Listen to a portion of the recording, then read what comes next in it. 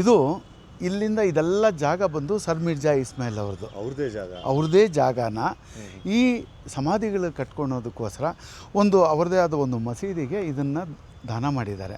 ನಮ್ಮ ರಾಜ್ಯದ ತುಂಬ ಅಭಿವೃದ್ಧಿ ಮಾಡಿದ ಸರ್ ಮಿರ್ಜಾ ಇಸ್ಮಾಯಿಲ್ ಅವರ ಸಮಾಧಿ.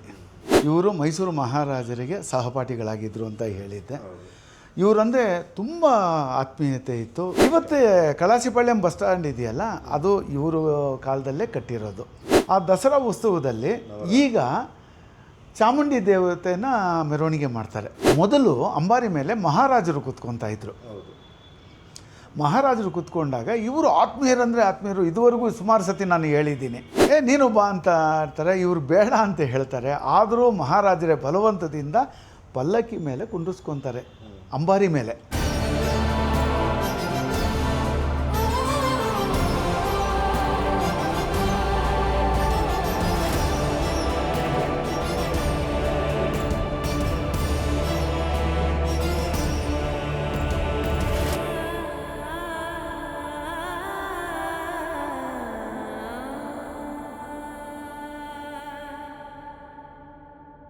ಸರ್, ವಿಶ್ವೇಶ್ವರಯ್ಯ ಅವ್ರದ್ದು ಸಿಲ್ವರ್ ಜೂಬ್ಲಿ ಟೆಕ್ನಾಲಜಿ ಹತ್ರ ನಾವು ಮಾತಾಡ್ಕೊಂಡು ಬಂದ್ವಿ. ಕಂಪ್ಲೀಟ್ ವಿಶ್ವೇಶ್ವರಯ್ಯ ಅವರನ್ನ ಟಿ ಆನಂದರಾವ್ ಅವರು ಕರ್ಸ್ಕೊಂಡ್ಮೇಲೆ, ಅದಾದಮೇಲೆ ವಿಶ್ವೇಶ್ವರಯ್ಯ ಅವ್ರನ್ನೇ ದಿವಾನರಾಗಿ ಮಾಡಿದ್ಮೇಲೆ ಅವರ ಹಲವಾರು ಕೆಲಸಗಳನ್ನ ಮಾತಾಡಿದ್ವಿ.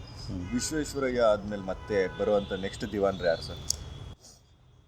ಅವರ ನಂತರ ಸರ್ ಎಂ ಕಾಂತರಾಜ್ ಅಂತ ಹೇಳ್ಬಿಟ್ಟು ದಿವಾನರಾಗ್ತಾರೆ. ಇವರು ಹೆಚ್ಚು ವರ್ಷಗಳು ಇಲ್ಲದೆ ಹೋದರೂ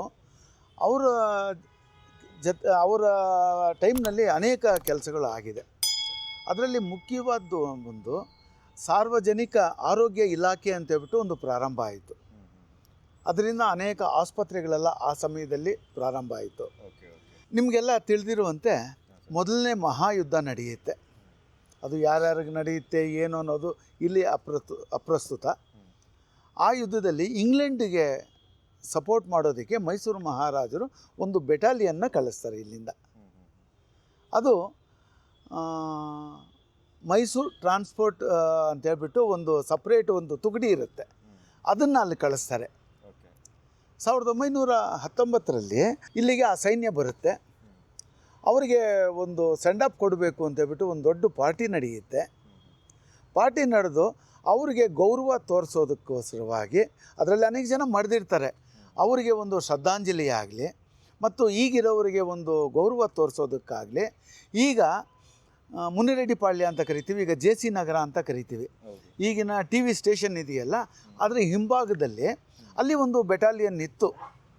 ಅದರ ಮುಂದುಗಡೆ ಒಂದು ಯುದ್ಧ ಸ್ಮಾರಕವನ್ನು ನಿಲ್ಲಿಸಿದ್ದಾರೆ ಅಲ್ಲಿ. ಈಗಲೂ ನಾವು ಅದು ನೋಡ್ಬೋದು. ಅದೇ ಸಮಯದಲ್ಲಿ 1919ರಲ್ಲಿ ನರಸಿಂಹರಾಜ ಒಡೆಯರಿಗೆ ಒಂದು ಮಗು ಆಗುತ್ತೆ. ಈ ಮೊದಲನೇ ಯುದ್ಧದಲ್ಲಿ ಇವರಿಗೆ ಜಯ ಸಿಕ್ಕಿರೋದಕ್ಕೋಸ್ಕರ ಆ್ಯಕ್ಚುಲಾಗಿ ಅವರ ಹಿಂದಿನ ತಲೆಮಾರು ಹೆಸರಿಡೋದು ವಾಡಿಕೆ, ಚಾಮರಾಜ ಒಡೆಯರನ್ನ ಇಡಬೇಕಾಗಿತ್ತು. ಆದರೆ ಮೊದಲನೇ ಯುದ್ಧದಲ್ಲಿ ಅವರಿಗೆ ಜಯ ದೊರೆತ ಕಾರಣ ಚಾಮರಾಜ ಒಡೆಯರಿಗೆ ಹೆಸರಿನ ಹಿಂಭಾಗದಲ್ಲಿ ಜಯಚಾಮರಾಜೇಂದ್ರ ಒಡೆಯರ್ ಅಂತೇಳ್ಬಿಟ್ಟು ಹೆಸರಿಡ್ತಾರೆ. ಅವರು 1919 ಜುಲೈ 18ನೇ ತಾರೀಕು ಅವರು ಹುಡ್ತಾರೆ. ಅವರೇ ಮುಂದೆ ವಾರಸ್ದಾರ ಆಗೋದು ಕೃಷ್ಣರಾಜ ಒಡೆಯರಿಗೆ. ತದನಂತರ ಕಾಲದಲ್ಲಿ ಆ ತಮ್ಮನ ಮಗುನೇ ಇವರು ದತ್ತಕ್ಕೆ ತಗೊತಾರೆ. ಅವ್ರ ಕಾಲದಲ್ಲಿ ಇನ್ನಷ್ಟು ಸಣ್ಣ ಪುಟ್ಟ ಕೆಲಸಗಳಾಗಿದೆ, ಹೇಳ್ಕೊಳಂತೂ ಕೆಲಸ ಆಗಿಲ್ಲ. ಆ ಯುದ್ಧದ ಸನ್ನಿವೇಶನೇ ಅವರ ಕಾಲದಲ್ಲಿ ಆಗಿರುವಂಥ ಮುಖ್ಯ ಘಟನೆ ಒಂದು. ಈ ಕಾಂತರಾಜ್ ಅರಸ್ ಆಗಿಬಿಟ್ಟ ಮೇಲೆ ನೆಕ್ಸ್ಟ್ ಬರೋದು ಎನ್ ಬ್ಯಾನರ್ಜಿ ಅಂತೇಳಿ. ಇವರ ಆಡಳಿತಾವಧಿಯಲ್ಲಿ ಮುಖ್ಯವಾದ ಘಟನೆ ಏನು ಅಂತಂದರೆ, ಇವರು 1923 ಡಿಸೆಂಬರಲ್ಲಿ ಮದ್ರಾಸಲ್ಲಿ ಒಂದು ಸಭೆಯನ್ನು ಕರೀತಾರೆ. ಏನಕ್ಕೆ ಅಂತಂದರೆ, ಆಗ ತಾನೇ ಕೃಷ್ಣರಾಜ ಸಾಗರ ಮುಗಿಯೋ ಹಂತಕ್ಕೆ ಬಂದಿರುತ್ತೆ. ಆವಾಗ ನೀರಿನ ಒಂದು ಒಪ್ಪಂದ ನಡಿಬೇಕಾಗುತ್ತೆ. ಮದ್ರಾಸ್ ಪ್ರೆಸಿಡೆನ್ಸಿಗೂ ನಮ್ಮ ಮೈಸೂರು ಮಹಾರಾಜರಿಗೆ 1924ರಲ್ಲಿ ಒಂದು ಒಪ್ಪಂದಕ್ಕೆ ಬರ್ತಾರೆ ಇವರು. ಏನು ಆ ಒಪ್ಪಂದ ಅಂತಂತಂದರೆ, ಇವರು 124 ಅಡಿ ಮಾತ್ರ KRS ಡ್ಯಾಮು ತುಂಬಿಸ್ಬೇಕು. ಅದಾದ ನಂತರ ಅವರಿಗೆ ಇಷ್ಟು ಅಂತೇಳ್ಬಿಟ್ಟು ಒಂದು ದಿನದ ಲೆಕ್ಕದಲ್ಲಿ ಇವತ್ತು ಇಷ್ಟು ಟಿ ಎಮ್ ಸಿ ನೀರು ಬಿಡಬೇಕು, ನಾಳೆ ಈ ಲೆಕ್ಕದಲ್ಲಿ ಟಿ ಎಮ್ ಸಿ ನೀರು ಬಿಡಬೇಕು, ಈ ಥರ ಮೆಟ್ಟೂರು ಡ್ಯಾಮ್ಗೆ ಇವರು ನೀರು ಬಿಡಬೇಕು. ಇದಕ್ಕೆ ಪೂರಕವಾಗಿ ಅವರು ಒಂದು ಡ್ಯಾಮ್ ಕಟ್ಕೊಳ್ಳೋದಕ್ಕೆ ಅವರಿಗೆ ಮದ್ರಾಸ್ ಅವರಿಗೆ ಒಂದು ಅವಕಾಶ ಆಗುತ್ತೆ. ಅವರು ಕಟ್ಟೋದೇ ಮೆಟ್ಟೂರು ಡ್ಯಾಮು, ಅದಕ್ಕೆ ನೀರು ಬಿಡಬೇಕು. ಇದರಲ್ಲಿ ಒಂದು ವ್ಯತ್ಯಾಸ ಏನಾಗುತ್ತೆ ಅಂತಂದರೆ, ನೀರು ಇರೋದು ಇಲ್ಲದೆ ಇರೋದನ್ನು ಗಣನೆಗೆ ತಗೊಂಡಿಲ್ಲ. ಆಗ ನೀರು ಇರಲಿ ಇಲ್ದಿರ ಹೋಗಲಿ ಇಷ್ಟು ಅಂತ ಹೇಳ್ಬಿಟ್ಟು ಪ್ರತಿ ದಿವಸ ಬಿಡಬೇಕು ಅನ್ನೋ ರೀತಿಯಾಗಿ ಒಪ್ಪಂದ ಆಯಿತು. ಇದು ಬಂದು ಈಗಲೂ ನಮಗೆ ಅದು ಕಾಡ್ತಾ ಇರೋದು. ನೀರು ಹೆಚ್ಚಾಗಿದ್ದರೆ ಇಲ್ಲಿಂದ ನೀರು ಹರಿಯೋದಕ್ಕೆ ಏನು ಸಮಸ್ಯೆ ಇಲ್ಲ, ಸಮುದ್ರಕ್ಕೆ ಅದು ನೀರು ಹೋಗುತ್ತೆ. ಮತ್ತು ಇವತ್ತು ಸ್ವಲ್ಪ ಹೆಚ್ಚಾಗಿ ನೀರು ಬಿಟ್ಟು ನಂತರ ದಿನದಲ್ಲಿ ಅದಕ್ಕೆ ಲೆಕ್ಕ ತಗೊಂತಂದರೆ ಅದು ಲೆಕ್ಕ ತಗೊಳೋದಿಲ್ಲ. ಇವತ್ತಿನ ಲೆಕ್ಕ 2 ಟಿ ಎಮ್ ಸಿ ಬಿಡಬೇಕು ಅಂದರೆ 4 ಟಿ ಎಮ್ ಸಿ ಬಿಟ್ಟರೆ ಆ 2 ಟಿ ಎಮ್ ಸಿ ಲೆಕ್ಕ ಇಲ್ಲ. ಆದರೆ ಈ ದಿನ 1 ಟಿ ಎಮ್ ಸಿ ಬಿಟ್ಟರೆ ಮಿಕ್ಕಿದ್ದು 1 ಟಿ ಎಮ್ ಸಿ ಮಾರನೇ ದಿವಸ ಅವರು ಬಿಡಬೇಕಾಗುತ್ತೆ. ಈ ರೀತಿಯ ಒಪ್ಪಂದಗಳಾಗತ್ತೆ, ಬೇರೆ ವಿಧಿ ಇಲ್ಲ. ಮದ್ರಾಸ್ ಪ್ರೆಸಿಡೆನ್ಸಿಯಲ್ಲೇ ಅಲ್ವಾ ಇವರೆಲ್ಲನೂ ಇರೋದ್ರಿಂದ ಏನು ಬ್ಯಾನರ್ಜಿ ಅವರು ಅದನ್ನು ಎಲ್ಲ ಕಂಡೀಷನ್ಗೆ ಒಪ್ಪಿ ಆಗ 1924ರಲ್ಲಿ ಈ ಒಪ್ಪಂದ ಆಗುತ್ತೆ. 50 ವರ್ಷದಲ್ಲಿ ನಮ್ಮ ಮೈಸೂರು ರಾಜ್ಯನೂ ಒಂದು ಇಷ್ಟು ಅಂತೇಳಿ ನೀರಾವರಿನ ಅಳವಡಿಸ್ಕೊಳ್ಬೇಕಿಲ್ಲಿ. ತಮಿಳ್ನಾಡವರು ಇಷ್ಟೊಂದು ಲೆಕ್ಕ ಇದೆ, ಅಷ್ಟನ್ನು ನೀರಾವರಿಯಾಗಿ ಮಾರ್ಪಡಿಸಬೇಕು ಅನ್ನೋ ಒಪ್ಪಂದ ಆಗುತ್ತೆ. ಅದು 1974ಕ್ಕೆ ಈ ಒಪ್ಪಂದ ಮುಗಿಯುತ್ತೆ. ಅಲ್ಲಿಂದ ಈಗಿನ ದಿನದವರೆಗೂ ಆ ವಿಷಯದ ಬಗ್ಗೆ ಈಗಲೂ ತಮಿಳ್ನಾಡಿಗೆ ನಮಗೆ ಸಮಸ್ಯೆಗಳು ಬರ್ತಾನೇ ಇದೆ. ಆದರೆ ಇಲ್ಲಿ ಒಳ್ಳೆ ಮಳೆ ಆದರೆ ಯಾವುದೇ ಸಮಸ್ಯೆ ಆಗಲಿ, ಕಾವೇರಿ ಸಮಸ್ಯೆ ಆಗಲಿ ನಮಗೆ ಏನೂ ನಡೆಯೋದಿಲ್ಲ. ಯಾವಾಗ ಮಳೆ ಸರಿಯಾಗಿ ಆಗದೆ ಇಲ್ಲಿ ನೀರಿನ ಕೊರತೆ ಆದಾಗ ಮತ್ತು ಈ ಗೊಂದಲಗಳು ಗಲಾಟೆಗಳು ಇದು ನಮಗೆ ಕಂಟಿನ್ಯೂ ಆಗುತ್ತೆ. ಅದೇ ಅವತ್ತು ಮಾಡುವಾಗಲೇ ಅಟ್ಲೀಸ್ಟ್ ಆ ಮಳೆಯ ಪ್ರಮಾಣವನ್ನು ಅಳೆದು ಇಷ್ಟು ಮಳೆ ಬಂದರೆ ಇಷ್ಟು ಬಿಡೋದು ಥರ ಏನಾದರೂ ಒಂದು ಮಾಡಿಬಿಟ್ಟಿದ್ರೆ ಇವಾಗ ಈ ಸಮಸ್ಯೆಗಳು ಬರ್ತಾ ಇರಲಿಲ್ಲ. ಆ ಮಳೆಯ ಪ್ರಮಾಣನ ಆಗ ಗಣನೆಗೆ ತಗೊಂಡಿಲ್ಲ ಅನ್ನೋದು ನನ್ನ ಅಭಿಪ್ರಾಯ. ಈ ರೀತಿ ಈ ಏನು ಬ್ಯಾನರ್ಜಿ ಸಮಯದಲ್ಲೇ ಈ ನಮ್ಮ ಕಾವೇರಿ ಒಪ್ಪಂದ ಆಗಿದ್ದು, ಒಪ್ಪಂದ ಆದಂಥದ್ದು ಏನು ಬ್ಯಾನರ್ಜಿ ಅವರ ಕಾಲಘಟ್ಟದಲ್ಲಿ ಆ ಒಪ್ಪಂದ ಈಗಲೂ ನಾವು ಬೆಂಗಳೂರಿನ ಬಗ್ಗೆನೇ ನಾವು ಇದನ್ನು ಮಾತಾಡ್ತಾ ಇರೋದ್ರಿಂದ ಬೆಂಗಳೂರಿಗೆ ಆಗಿನ ಒಪ್ಪಂದಗಳು ಯಾವ ರೀತಿ ಅನುಕೂಲ ಆಗಿದೆ, ಯಾವ ರೀತಿ ಸಮಸ್ಯೆಗಳಾಗಿದೆ ಅನ್ನೋದಕ್ಕೆ ನಾನು ಈ ವಿಷಯನ ನಿಮ್ಗೆ ಹೇಳಬೇಕಾಗಿತ್ತು. ಈ ಏನು ಬ್ಯಾನರ್ಜಿ ನಿವೃತ್ತ ಆದ ನಂತರನೇ ಯಾರಿಗೆ ಆಯ್ಕೆನೇ ಇರಲಿಲ್ಲ. ಯಾಕೆ ಅಂತಂದರೆ ನಮ್ಮ ಮೈಸೂರು ಅರಸರ ಕ್ಲಾಸ್ಮೇಟ್ ಅಂತ ಹೇಳ್ಬೋದು, ಸಹಪಾಠಿಗಳು ಮತ್ತು ಅವರಿಗೆ ತುಂಬ ಆತ್ಮೀಯರಾದ ಸರ್ ಮಿರ್ಜಾ ಇಸ್ಮಾಯಿಲ್ ಅವ್ರನ್ನೇ ದಿವಾನರಾಗಿ ತಗೊಳ್ಬೇಕು ಅನ್ನೋದು ಮೈಸೂರು ಅರಸರ ಒಂದು ಒತ್ತಾಯ. ಒಂದು ಏನು ಅಂತಂದರೆ ಅದೇ ಸಮಯದಲ್ಲಿ ಅವರು ದಿವಾನರ ಆಗೋ ಸಮಯದಲ್ಲಿ ಮೈಸೂರು ಮಹಾರಾಜರು ಪಟ್ಟಕ್ಕೆ ಬಂದು 25 ವರ್ಷ ತುಂಬುತ್ತೆ. ಆದ್ದರಿಂದ ಒಂದು ಕಾರ್ಯಕ್ರಮ ಮಾಡೋ ಜವಾಬ್ದಾರಿ ಅಲ್ಲ ಸರ್ ಮಿರ್ಜಾ ಇಸ್ಮಾಯಿಲ್ ಬರುತ್ತೆ, ಮಾಡಬೇಕಾದಂಥ ಪರಿಸ್ಥಿತಿ ಬರುತ್ತೆ 1927ರಲ್ಲಿ ನಾಲ್ವಡಿ ಅವರಿಗೆ. ಸರಿ, ಆಗ ಮೈಸೂರಲ್ಲೂ ಅನೇಕ ಕಾರ್ಯಕ್ರಮಗಳು ನಡೆಯುತ್ತೆ. ಅದೇ ರೀತಿ ಈಗ ಮೊನ್ನೆನೇ ನಾವು ನೋಡಿದ್ವು, ಇಲ್ಲಿ ಕಬ್ಬನ್ ಪಾರ್ಕ್ ಒಳಗಡೆ ಶೇಷಾದ್ರಿ ಅಯ್ಯರು ಮೆಮೋರಿಯಲ್ ಬಿಲ್ಡಿಂಗ್ ಇದೆ, ಅಲ್ಲಿಂದ ಒಂದು ಮೆರವಣಿಗೆ ಹೋಗೋಣ ಅಂತ ಪ್ರಾರಂಭ ಮಾಡಿದ್ರು.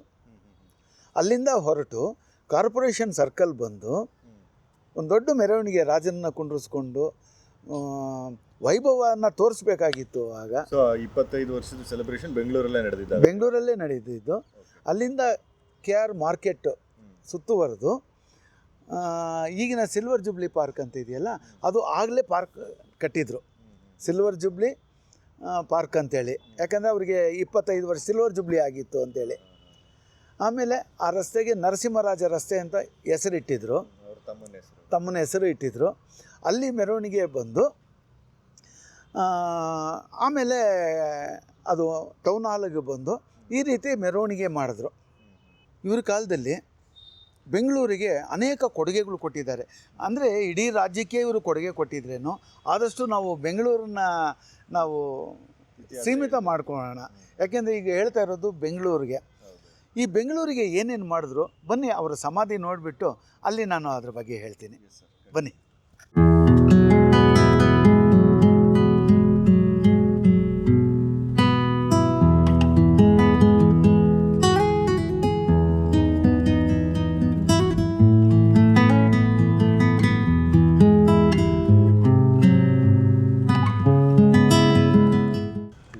ಮಿರ್ಜಾ ಇಸ್ಮಾಯಿಲ್ ಅವರ ಸಮಾಧಿ ಇರೋ ಜಾಗನ ಸರ್? ಹೌದು. ಅವ್ರ ಬಗ್ಗೆ ಕೆಲವು ವಿಷಯಗಳು ಈಗ ತಿಳಿಸಿದ್ದೀನಿ. ಇನ್ನಷ್ಟು ವಿವರ ಅಲ್ಲಿ ಹೋಗ್ಬಿಟ್ಟು ಅವರ ಸಮಾಧಿ ನೀವು ನೋಡಿ, ಎಲ್ಲರೂ ನೋಡಲಿ, ತೋರಿಸ್ಕೊಂಡು ಅವ್ರ ಬಗ್ಗೆ ಇನ್ನೂ ಎಷ್ಟು. ಒಂದು ರಾಯಲ್ ಫ್ಯಾಮಿಲಿ ಅವ್ರದ್ದು ಮಾತ್ರ ಸಮಾಧಿನ ಇದು? ಏನಿಲ್ಲ, ಇಲ್ಲಿ ನೋಡಿ, ಇದು ಇಲ್ಲಿಂದ ಇದೆಲ್ಲ ಜಾಗ ಬಂದು ಸರ್ ಮಿರ್ಜಾ ಇಸ್ಮಾಯಿಲ್ ಅವ್ರದ್ದು, ಅವ್ರದ್ದೇ ಜಾಗನ ಈ ಸಮಾಧಿಗಳು ಕಟ್ಕೊಳೋದಕ್ಕೋಸ್ಕರ ಅವರದೇ ಆದ ಒಂದು ಮಸೀದಿಗೆ ಇದನ್ನು ದಾನ ಮಾಡಿದ್ದಾರೆ ಅವರು. ಮತ್ತು ಇದ್ರ ಪಕ್ಕದಲ್ಲಿ ಇರೋದು ಸ್ಕೂಲ್ಗೆ ಒಂದು ದಾನ ಕೊಟ್ಟಿದ್ದಾರೆ. ಇಲ್ಲಿಂದ ಸುಮಾರು 2 ಕಿಲೋಮೀಟ್ರ್ ದೂರ ಎಲ್ಲ ಜಾಗ ಎಲ್ಲ ಅವ್ರದ್ದೇ.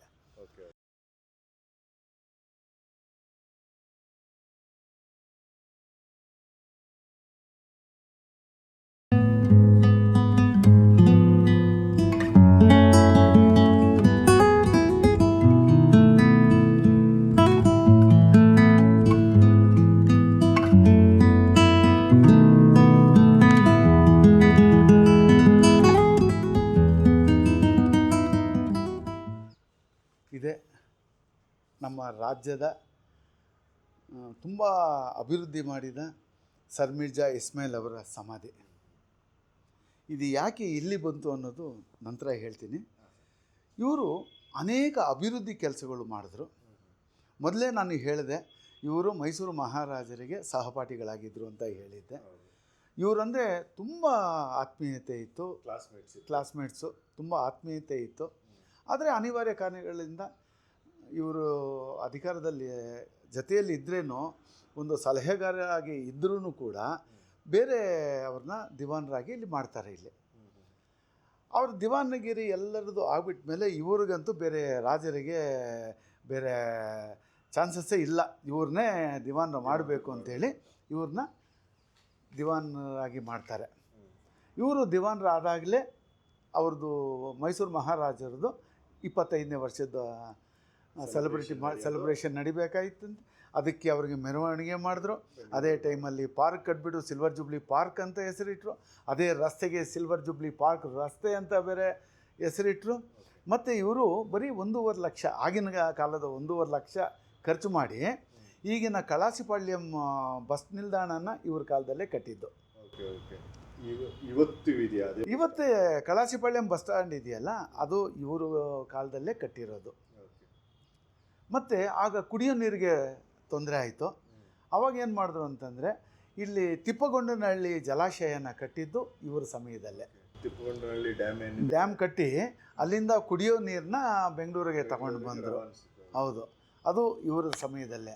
ಯಾಕೆಂದರೆ ಮೊದಲೇ ಹೇಳಿದ್ದೆ, ಶೇಷಾದ್ರಿ ಅವರ ಕಾಲದಲ್ಲೇ ಇಲ್ಲಿ ಹೆಸರುಗಡದಿಂದ ನೀರು ತಂದರು. ಅದು ಸಾಕಾಗಲಿಲ್ಲ. ಒಂದೊಂದು ಬಡಾವಣೆಗಳು ಜಾಸ್ತಿ ಆಗ್ತಾ ಬಂತು. ಆಗ ಇದ್ದಿದ್ದು ಕೋಟೆ ಪೇಟೆ ಮತ್ತು ಚಾಮರಾಜಪೇಟೆ, ಮಲ್ಲೇಶ್ವರಮ್ಮು, ಬಸವನಗುಡಿ. ಅದರ ನಂತರ 1940ರಲ್ಲಿ ಅನೇಕ ಬಡಾವಣೆಗಳು ಹೆಚ್ಚುತ್ತಾ ಬಂತು. ಆಗಲೇ ಜಯನಗರ ಬಂದುಬಿಡ್ತು, ಶೇಷಾದ್ರಿಪುರಂ ಆಗೋಗಿತ್ತು, ಇಂದಿರಾನಗರ ಬಂದಿತ್ತು, ಯಶವಂತಪುರ, ಹೀಗೆ ಅನೇಕ ಬಡಾವಣೆಗಳಾಗೋದು ನೀರಿನ ಅವಶ್ಯಕತೆ ಹೆಚ್ಚು ಬಂತು. ಆಗಲೇ ಇವರು ತಿಪ್ಪಗೊಂಡನಹಳ್ಳಿ ಬೆಂಗಳೂರಿನ ಉಳಿದಂಥ ಏರಿಯಾಗಳಿಗೆ ಕುಡಿಯೋ ನೀರನ್ನ ಸಪ್ಲೈ ಮಾಡಿದ್ರು ಇವರ ಕಾಲದಲ್ಲೇ. ಮತ್ತು 1935 ಬರೋ ಅಷ್ಟೊತ್ತಿಗೆ 8 ವರ್ಷ ಆಗೋಗಿರುತ್ತೆ ಇವರು ಆಡಳಿತಕ್ಕೆ ಬಂದು. ಅನೇಕ ಅಧಿಕಾರಿಗಳು ರಾಜರ ಮೇಲೆ ಒತ್ತಡ ತರ್ತಾರೆ. ಏನು ಬರೀ ಸರ್ ಮಿರ್ಜಾ ಇಸ್ಮಾಯಿಲ್ನ ಎಷ್ಟು ವರ್ಷ ಅಂತ ಇರ್ತೀಯ, ಅವ್ರಿಗೆ ನಿವೃತ್ತಿ ಮಾಡಿ ಅಂತ ಹೇಳ್ಬಿಟ್ಟು ಹೇಳ್ತಾರೆ. ಆದರೆ ಯಾವುದಕ್ಕೂ ತಲೆ ಕೆಡಿಸ್ಕೊತಾ ಇರಲಿಲ್ಲ ಮೈಸೂರು ಮಹಾರಾಜರು. ಇವ್ರಿಗೂ ಬೇಜಾರಾಗೋಗಿರುತ್ತೆ, ಏನಪ್ಪ ಎಲ್ಲರೂ ಬಂದು ನಾನು ರಿಸೈನ್ ಮಾಡು ಅಂತ ಹೇಳ್ತಾರಲ್ಲ ಅಂತ ಹೇಳ್ಬಿಟ್ಟು ಇವ್ರಿಗೂ ಬೇಸರಾಗಿ ನಾನು ನಿವೃತ್ತಿ ಆಗ್ತೀನಿ ಅಂತ ಹೇಳ್ತಾರೆ ಇವರು. ಆದರೆ ಬಾ ಇಲ್ಲಿ ಅಂತ ಹೇಳ್ಬಿಟ್ಟು ಜೊತೆಯಲ್ಲಿ ಕರ್ಕೊಂಡು ಹೋಗ್ತಾರೆ ಇವ್ರನ್ನ. ಎಲ್ಲಿಗಪ್ಪ ಅಂತಂದರೆ ಒಂದು ಸ್ಮಶಾನದ ಜಾಗ ತೋರಿಸ್ತಾರೆ. ನಾನು ಈ ಸ್ಮಶಾನಕ್ಕೆ ಓದ್ಬಿಟ್ಟ ಮೇಲೆ ನೀನು ನಿವೃತ್ತಿ ಆಗು ಅಂತೇಳಿ ಒಂಥರ ದುಃಖದಿಂದ ಹೇಳ್ತಾರೆ. ಅವತ್ತರಿಂದ ತನ್ನ ನಿವೃತ್ತಿಯ ಬಗ್ಗೆ ಇವರು ಹೇಳ್ಕೊಳ್ಳಲಿಲ್ಲ. ಕಾಕತಾಳೀಯವೋ ಏನೋ ಅಂತೆ 1940ರಲ್ಲಿ ಮೊದಲು ಯುವರಾಜ ಆಗಿದ್ದ ನರಸಿಂಹರಾಜ ಒಡೆಯರು ತೀರ್ಕೊಂಡು ಬಿಡ್ತಾರೆ. ಅದಾಗಿ ಕೆಲವೇ ತಿಂಗಳಲ್ಲಿ ನಮ್ಮ ಮೈಸೂರು ಮಹಾರಾಜರು ಕೃಷ್ಣರಾಜ ಒಡೆಯರು ತೀರ್ಕೊಂಡು ಬಿಡ್ತಾರೆ. ಅಷ್ಟರೊಳಗೆ ಇವ್ರಿಗೂ ಮೊದಲೇ ಬೇಸರ ಆಗಿರುತ್ತೆ.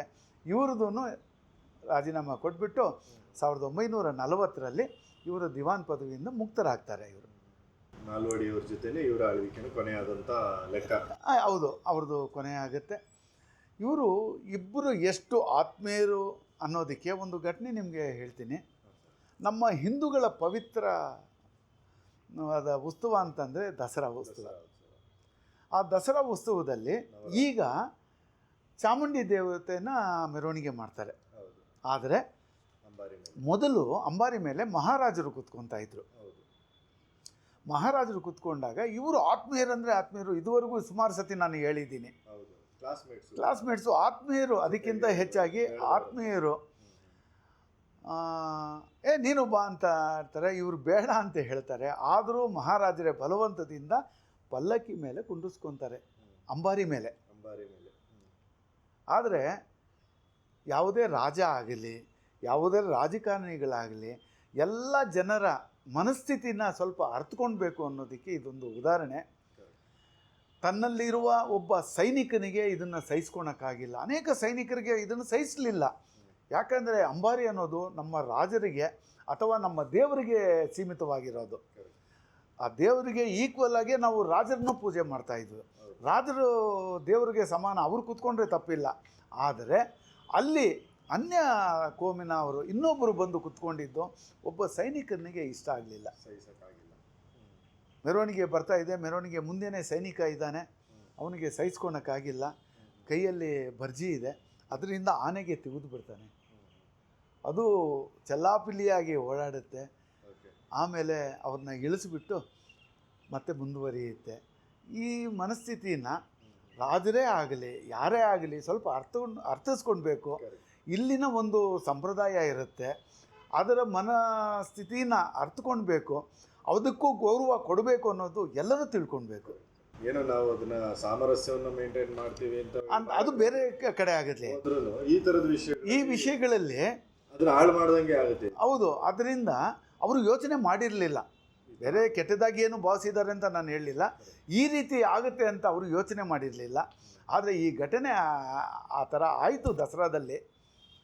ಅದೇ ಒಂದು ಕಡೆ ಎಲ್ಲ ಒಂದು ಕಡೆ ಯಾರೋ ಒಬ್ಬರು ಸುಮಾರು ಜನ ಹೇಳ್ಕೊಂಡು ಇದ್ದಾರೆ. ಅನೇಕ ಅವರಿಗೆ ಸಂಬಂಧ ಏಟು ಬಿದ್ದಿತ್ತಲ್ಲ, ಅವರು ಸಂಬಂಧಿಕರೇ ನನಗೆ ಸಿಕ್ಕಿದ್ರು. ಮತ್ತು ಕೆಲವು ನನಗೆ ಮೇಲಲ್ಲೂ ನನಗೆ ಹೇಳಿದ್ದಾರೆ, ನಮ್ಮ ತಂದೆಯವರು ಅಲ್ಲಿ ಸೈನಿಕರಾಗಿದ್ದರು, ಆಗಲೇ ಈ ಘಟನೆ ಆಗಿದ್ದು, ಇದು ನಮಗೆ ನಮ್ಮ ತಂದೆಯವರು ಹೇಳ್ತಾ ಇದ್ದರು ಅನ್ನೋದನ್ನು ನನಗೆ ತಿಳಿಸಿದ್ದಾರೆ. ಈ ಘಟನೆ ಒಂದು ಇವರ ಒಂದು ಕಪ್ಪು ಚುಕ್ಕೆನೇ ಅಂತ ಅನಿಸುತ್ತೆ. ಆದರೆ ಬೇರೆ ರೀತಿಯಿಂದ ನೋಡಿದ್ರೆ ಇವರ ಸ್ನೇಹ ಯಾವ ರೀತಿ ಇತ್ತು ಅನ್ನೋದನ್ನು ನಾವು ನೋಡಬೇಕು. ಈ ರೀತಿ 1940ರಲ್ಲಿ ಇವರು ಆಗಿಬಿಟ್ಟ ಮೇಲೇನು ಇವರು ಬೇರೆ ರಾಜ್ಯದವರು ಇವನ್ನ ದಿವಾನರಾಗಿ ಕರೆಸ್ಕೊತಾರೆ. ಉದಾಹರಣೆಗೆ ರಾಜಸ್ಥಾನದಲ್ಲಿ ಕರೆಸ್ಕೊಳ್ತಾರೆ. ಅಲ್ಲಿ ಕೆಲವು ದಿವಸ ಇವರು ದಿವಾನರಾಗ್ತಾರೆ. ಹೌದು, ಅಲ್ಲಿ ಒಂದು ರಸ್ತೆಗೆ ಒಂದು ಇವರು ಹೆಸರು ಇಟ್ಟಿದ್ದಾರೆ, MI ರೋಡ್ ಅಂಥೇಳಿ, ಮಿರ್ಜಾ ಇಸ್ಮಾಯಿಲ್ ರಸ್ತೆ ಅಂತ. ಈಗಲೂ ಬರೋಡಾದಲ್ಲಿದೆ ಅದು. ರಾಜಸ್ಥಾನನ ಅಥವಾ ಬರೋಡಾನ ಇರಬೇಕು. ಬರೋಡಾದಲ್ಲಿ ಈಗಲೂ ಅವರ ಹೆಸರು ರಸ್ತೆ ಇದೆ. ಮತ್ತು ಹೈದ್ರಾಬಾದಲ್ಲಿ ಹೋಗಿ ಇವರು ದಿವಾನ್ಗಿರಿ ಮಾಡಿದರು. ಆದರೆ ನಿಜಾಮರ ಜೊತೆ. ಆದರೆ ಇವರು ಅನೇಕ ಕಡೆ ಹೇಳ್ತಾ ಇದ್ದಿದ್ದು ಅಲ್ಲಲ್ಲ, ತನ್ನ ಬಗ್ಗೆ ನಾನು ಸತ್ತರೆ ನನಗೆ ಬೆಂಗಳೂರಲ್ಲೇ ಮಣ್ಣು ಮಾಡಬೇಕು ಅಂತ ಹೇಳ್ಬಿಟ್ಟು ಅನೇಕರು ಬರೆದಿದ್ದಾರೆ. ಅದೇ ರೀತಿ ಇದೇ ಬೆಂಗಳೂರಲ್ಲೇ ಇವರು ನಿಧನ ಹೊಂದ್ತಾರೆ. ನಿಧನ ಹೊಂದೋದಕ್ಕೆ ಮೊದಲು ಇನ್ನೊಂದು ಘಟನೆ ನಾನು ಹೇಳೋದಕ್ಕೆ ಇಷ್ಟ ಬೀಳ್ತೀನಿ. ಈ ಜಾಗ ಅವ್ರದ್ದೇ ಜಾಗ, ಈ ಮಸೀದಿಗೆ ದಾನ ಕೊಟ್ಟಿದ್ದರು. ಅಸ್ಗರ್ ಅಲಿ ಅಂತ ಅಲಿ ಅಸ್ಕರ್ ಅಂತೇಳಿ, ಅವರು ಕುದುರೆ ವ್ಯಾಪಾರಿಗಳು.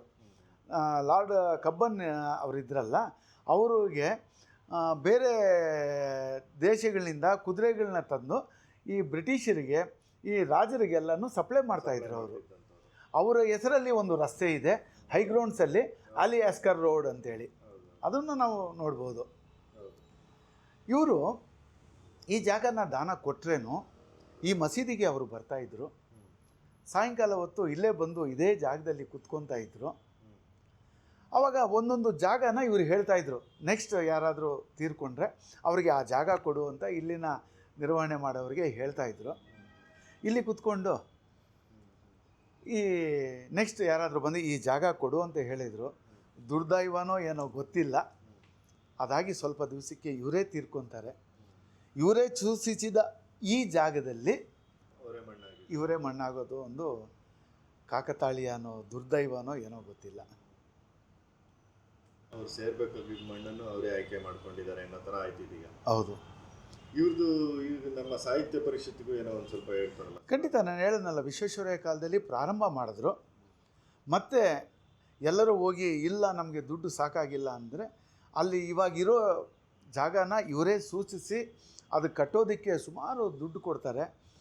ಮತ್ತು ಇವರು ಎಷ್ಟು ಬೇಕು ಅಂತ ಕೇಳಿದಾಗ ಅವರು ರಾಜರ ಹತ್ರ ಹೆಂಗೆ ಕೇಳೋದು, ದಿವಾನ್ರ ಹತ್ರ ಹೆಂಗೆ ಕೇಳೋದು, ಸ್ವಲ್ಪ ದುಡ್ಡನ್ನು ಕೇಳ್ತಾರೆ.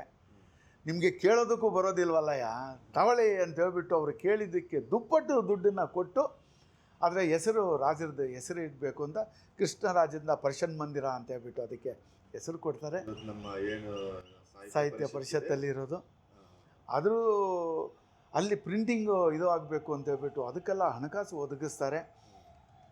ಈ ರೀತಿ ನಮ್ಮ ದಿಗ್ಗಜಗಳಾದ ವಿಶ್ವೇಶ್ವರಯ್ಯ ಮತ್ತು ಇವರ ದೂರದೃಷ್ಟಿಯಿಂದನೇ ಕನ್ನಡ ಸಾಹಿತ್ಯ ಪರಿಷತ್ತು ಮುಂದುವರಿಯಿತು. ಇವ್ರದ್ದು ಇನ್ನೊಂದು ಘಟನೆ ಹೇಳ್ತೀನಿ. ಕಬ್ಬನ್ಪೇಟೆಯಲ್ಲಿ ಒಂದು ಸತಿ ಕುದುರೆ ಮೇಲೆ ಇವರು ಹೋಗ್ತಾಯಿದ್ರೆ ಒಬ್ಬ ಗರ್ಭಿಣಿ ಹೆಂಗಸು ದೂರದಿಂದ ನೀರನ್ನು ಹೊತ್ಕೊಂಡು ಬರ್ತಾಯಿದ್ಲು. ಆಗ ಇವ್ರು ನೋಡ್ತಾರೆ, ಏನು ಈ ಥರ ಕಷ್ಟ ಬೀಳ್ತಾ ಇದ್ದಾರೆ ಅಂತ ನೋಡಿದ್ರೆ ಅಲ್ಲಿ ನೀರು ಸಪ್ಲೈ ಇರೋದಿಲ್ಲ. ಇಮ್ಮಿಡಿಯೇಟಾಗಿ ಬಂದುಬಿಟ್ಟು ಯಾವ ಅಧಿಕಾರಿನ ಕರೆದುಬಿಟ್ಟು ಮನೆಗೂ ನೀರು ಇಲ್ಲಿ ಸಪ್ಲೈ ಕೊಡಬೇಕು ಅಂತ ಹೇಳ್ಬಿಟ್ಟು ಆದೇಶ ಅಲ್ಲೇ ಕೊಟ್ಬಿಡ್ತಾರೆ. ಆದಷ್ಟು ಬೇಗ ಅಲ್ಲಿ ನೀರು ಬರುತ್ತೆ.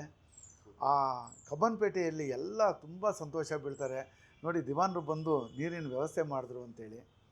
ಇದೇ ಜಾಗದಲ್ಲಿ ಮುಖ್ಯಮಂತ್ರಿ ಅಂತ ಹೇಳ್ಬೋದು. ಸರಿ, ಇದೇ ಜಾಗದಲ್ಲಿ ಇಲ್ಲಿ ಅವರು ಮಣ್ಣೆಲ್ಲ ಆಯಿತು. ಇದೇ ಎಂಟ್ರೆನ್ಸಲ್ಲಿ ಒಬ್ಬ ಮನುಷ್ಯ ಕುತ್ಕೊಂಡು ಅಳ್ತಾ ಇದ್ದಾನಂತೆ.